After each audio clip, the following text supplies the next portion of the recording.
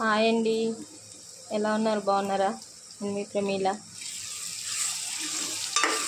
ఇలా మా ఇంట్లో చికెన్ కర్రీ వండుతున్నానండి.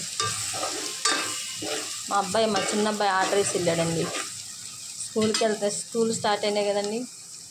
స్కూల్ స్టార్ట్ అయినందుకు నాకు వచ్చేసరికి చికెన్ కర్రీ వండి ఉంచాలని వార్నింగ్ ఇచ్చి వెళ్ళారండి.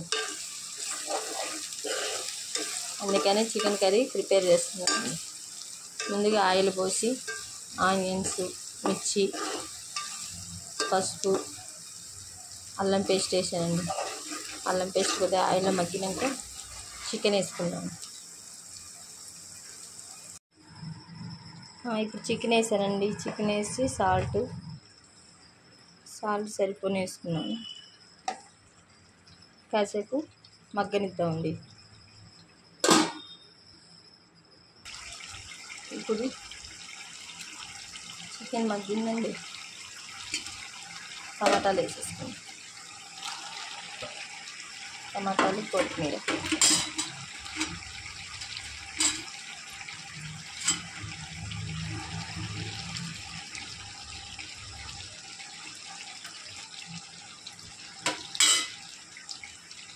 టమాటా కొత్తిమీర కూడా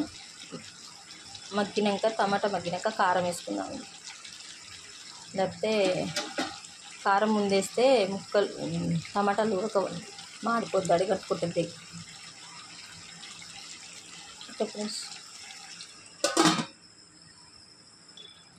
ఇప్పుడు టమాటా మగ్గాయండి. కారం వేసుకున్నాం. కారం కొద్దిగా మేము స్పైసీగా తింటామండి. మా చిన్న అబ్బాయి కూడా తింటాడు కారం స్పైసీగా. ఆయనకి అట్లయితేనే ఇష్టం ఉంటుంది. అందుకని మేము కొద్దిగా స్పైసీగా వేసుకుంటామండి.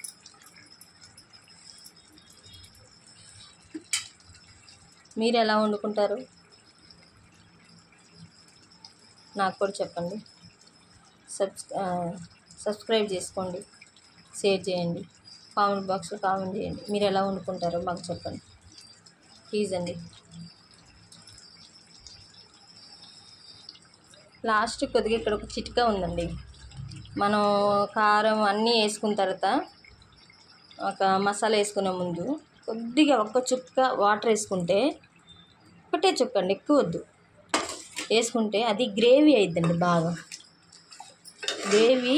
ఇప్పుడు దగ్గరికి తినని వాళ్ళు గ్రేవీ ఇష్టపడతారు కదండి, అది ఫ్రై తినని వాళ్ళు అట్లా. మా ఇంట్లో మా ఆయన గారికి బాగా ఇష్టం అండి, గ్రేవీ ఇష్టం అండి, పీసెస్ అసలు తినండి.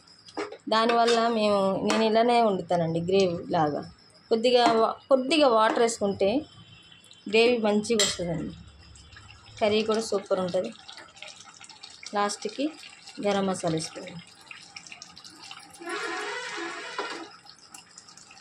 అంతేనండి, అయిపోయింది. సింపుల్గా కర్రీ, స్పైసీగా చికెన్.